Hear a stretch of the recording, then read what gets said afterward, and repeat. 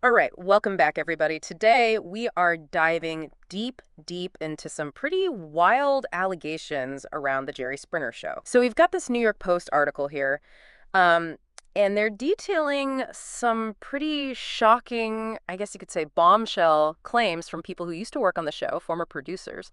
And we're going to break it all down. Yeah. What exactly are they saying? And then what does this tell us, about what went on behind the scenes of this, notorious show, right? Yeah, it's really interesting to see a show that was so known for its on-screen chaos Right. now facing this kind of like behind-the-scenes scrutiny. Exactly.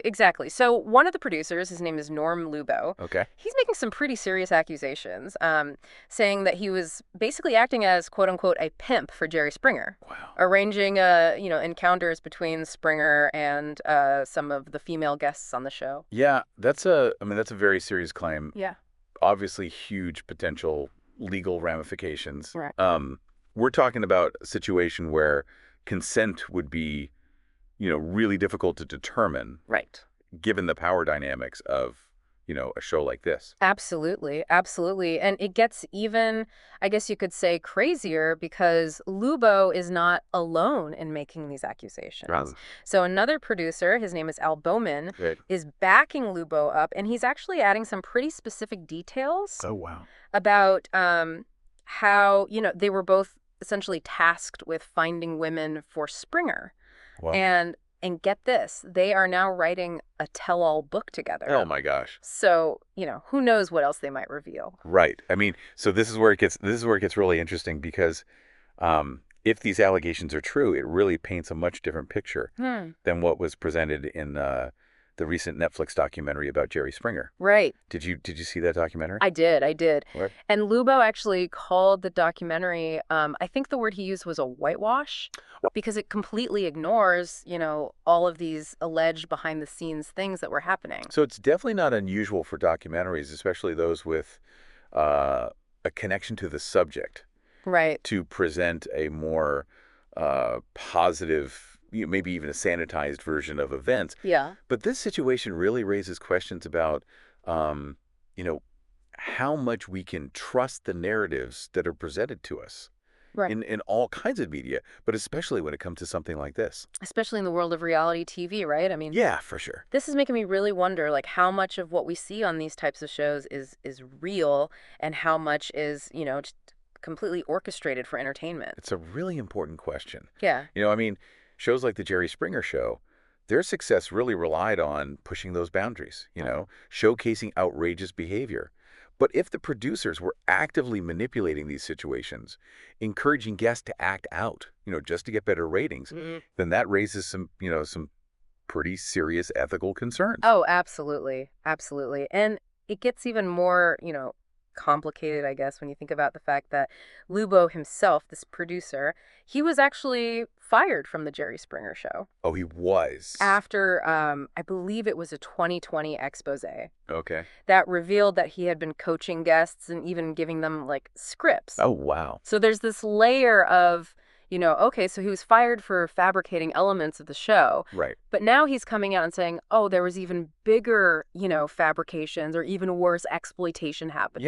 Yeah. So it's like, how do we even like process that, Yeah, it definitely adds another layer to the story because on the one hand, you have he was literally caught Right. manipulating the show's content. Right. But on the other hand, could that experience have given him like a unique insight, Yeah. into the show's practices? Hmm. And does that make his claims now more credible? Right. It's a really interesting paradox. It is.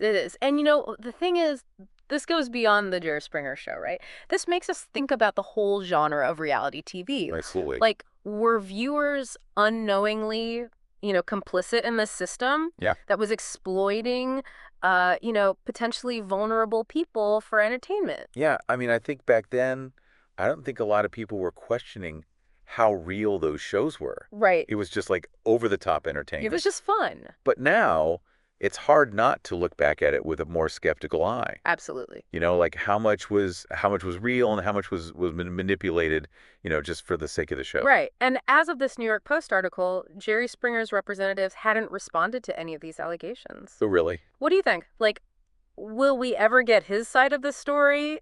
how will this impact, his legacy?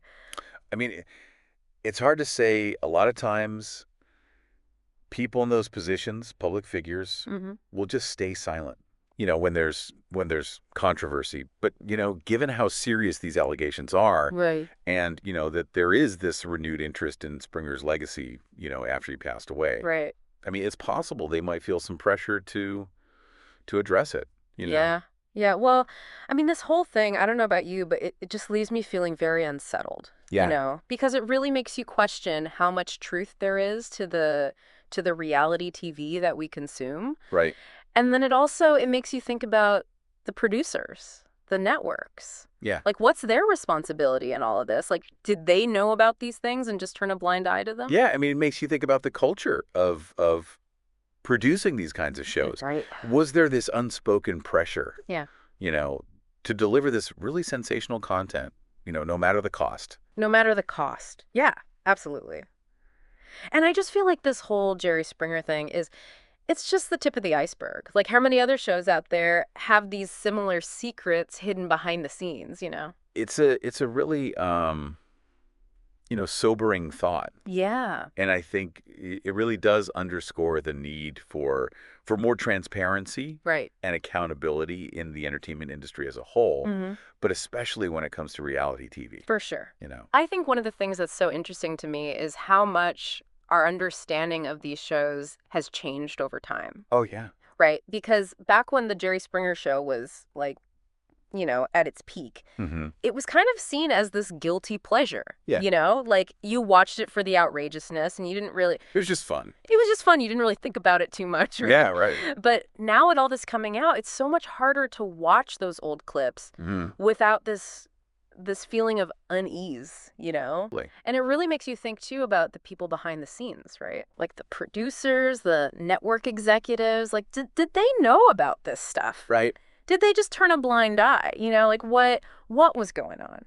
Yeah, it really makes you wonder about the culture within, a production like that. Like, Yeah. was there pressure Yeah. to create, really sensational content, no Right. matter what? No matter what. And this whole thing with the Jerry Springer show, it feels like, it's just the tip of the iceberg. Yeah. Like how many other shows are out there that have these similar secrets? Right. It's a sobering thought for sure. Yeah. And I think it really it underscores the need for more transparency Mm-hmm. and accountability within the entertainment industry as a whole, Right. but especially when it comes to reality TV. Do you think these allegations against the Jerry Springer show, do you think they could actually lead to any real change in the industry? It's really tough to say. Yeah. I mean, sometimes when there's public outrage, it leads to calls for reform. Right. But will those calls translate into meaningful change? I don't know. I guess only time will tell.